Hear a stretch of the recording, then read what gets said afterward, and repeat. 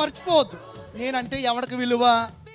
నువ్వంటే ఎవరికి విలువ ఉండక్కర్లేదు, ప్రభువుకు విలువ. నువ్వంటే అమ్మా నీవు నాకు విలువైన దానవమ్మా అని దేవుడు మిమ్మల్ని అన్నాడు అనుకోండి ప్రార్థనలో, మీరు ఆనందపడతారా లేదా?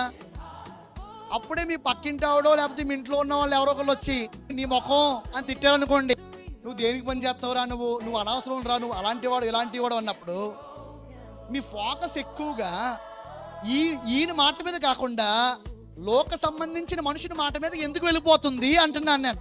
ఎందుకంటే మన సహవాసము ఈ యొక్క లోక సంబంధించిన స్వరాలతోనే ఉంటుంది. మనుషులు అనేక మాటలు అంటున్నప్పుడు నువ్వు నార్మల్గా ఉండి ఒక చిరునవ్వుతో ఒక నువ్వు నవ్వినట్లయితే ఈయన ఈ లోక సంబంధించిన వ్యక్తుల మాటల కన్నా పరిశుద్ధమైన పరలోక సంబంధించిన దేవాతి దేవుడు సుపీరియర్ గాడ్ అయిన యేసు ప్రభువారు మాటలు మాత్రమే పట్టించుకుంటాడు అని అర్థం చేసుకోవాలి.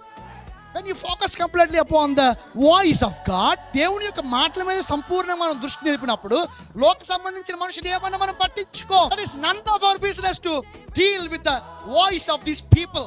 ఈ లోక సంబంధించిన మనుషుల యొక్క మాటలతో మనకి ఏ పని లేదు. నాకు వాళ్ళతో సంబంధం లేదంటున్నాడు అపోస్తలుడైన పౌలు గారు. I don't have anything to do with them. కానీ మనకి we had everything to do with these people. మనుషులతోనే మనం పెట్టుకుంటాం అన్నీ. ఆ మనుషుడు అలాగన్నాడనే పెట్టుకుంటాము. ఇక్కడ ప్రభు ఏమంటున్నాడు అనే విషయాన్ని మనం